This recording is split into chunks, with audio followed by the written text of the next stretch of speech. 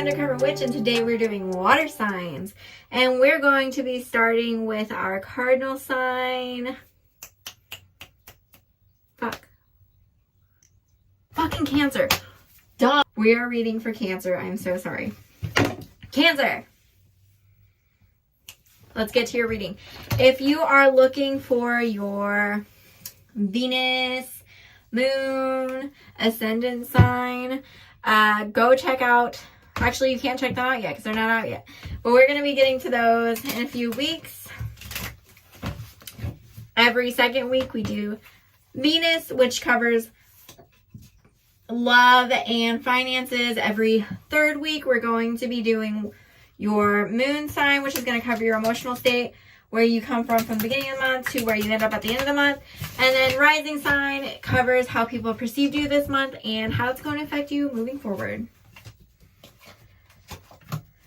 Whew. A lot of reverses. Oh my god. I do read reversals, but I read them as internal versus external and in different ways. So don't be too like, oh my god, this is a bad thing. Calm down, we'll see. Okie dokie there. We've got our 8 of Swords at the top reverse, our 7 of Pentacles, and our 10 of Cups.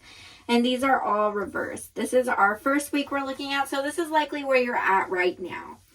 Our 8 of Swords is really feeling like you're in a bind, feeling like there's something that you can't get out of, and kind of feeling like you don't even know what it is you can't get out of.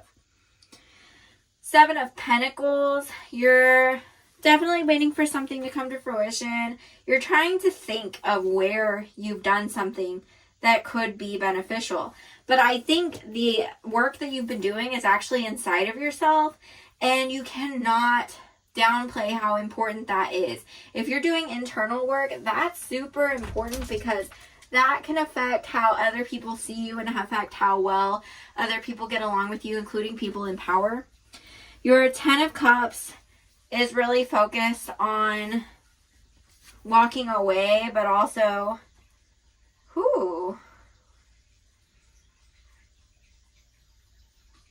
sorry, I just got really distracted by like the damage on the picture in this card that I never really noticed before. It's like the leaves and stuff here are decaying. So anyway, I do think this is something where you need to figure out when it's time for you to walk away from something, or if something isn't right or something isn't good for you. So look around you, look at your area and your situation, because I feel like you're emotionally mature, mentally mature. You just need to look around you and see what's not fitting. Page of Cups, again, that emotional burden internally. You feel like you're holding a lot, something's heavy, and you feel like crying a lot right now, I think. Maybe this is actually going into the next week, so this might be just emotional burdens from this week feeling overwhelming into the next week. Knight of Pentacles reverse, something I feel like is coming in for you very slowly.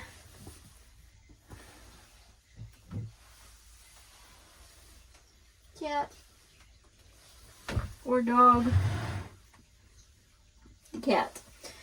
Sorry, my cat is in here. She snuck in and licking my legs, which is, I'm in a kind of a small space, and I opened the door just a crack, and she's usually upstairs and I'm downstairs, so it was kind of creepy when something started licking my legs.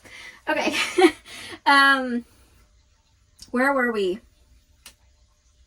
Cancer. Knight of Pentacles. Yes. Okay, so something is coming in for you from the future.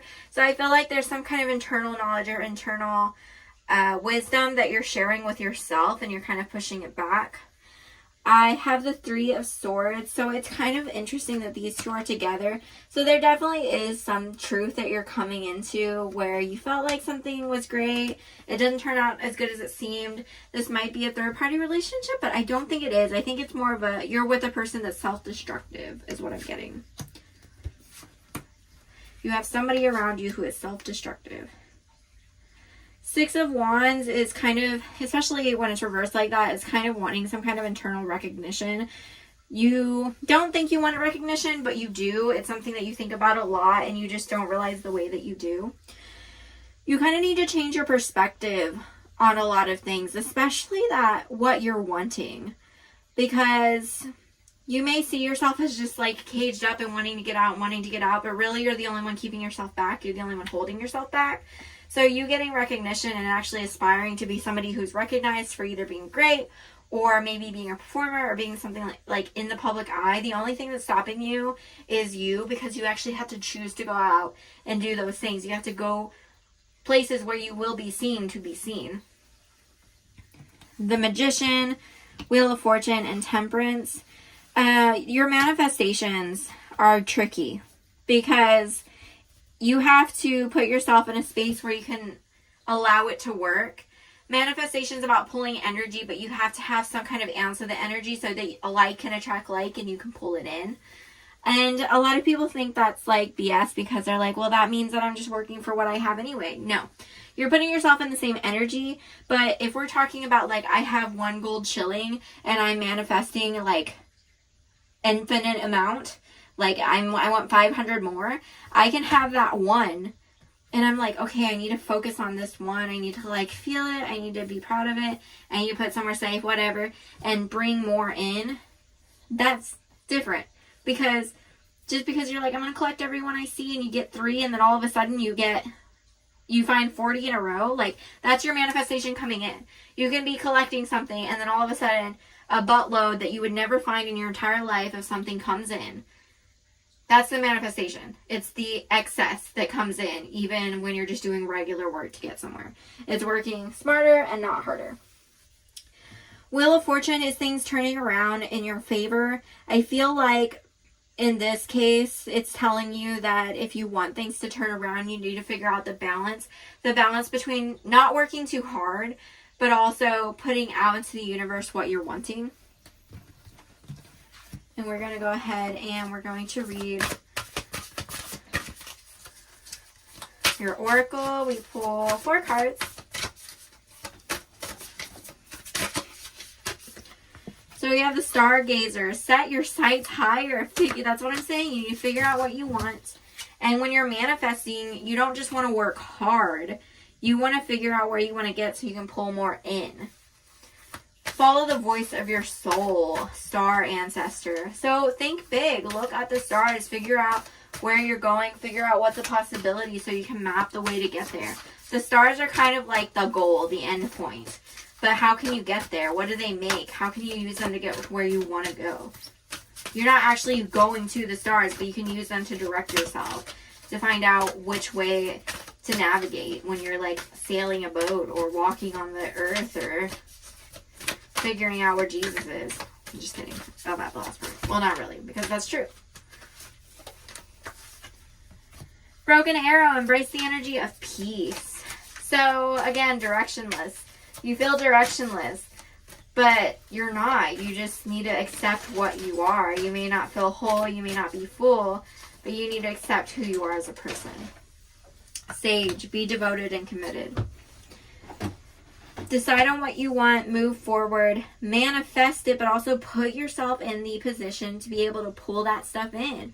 Nobody's going to recognize you or notice you if you're singing in your house alone, but if you go outside once, just once, and go sing somewhere, you might be noticed. If you go sing somewhere twice, you are even more likely to be noticed. If you go out and sing somewhere 100 times, you're more likely to be noticed. You need to put yourself in that space. You need to do the work and then allow what's meant for you to come to you. Allow the universe to make that right place, right time. And that is all I have for you, Cancer. I hope you enjoyed this reading.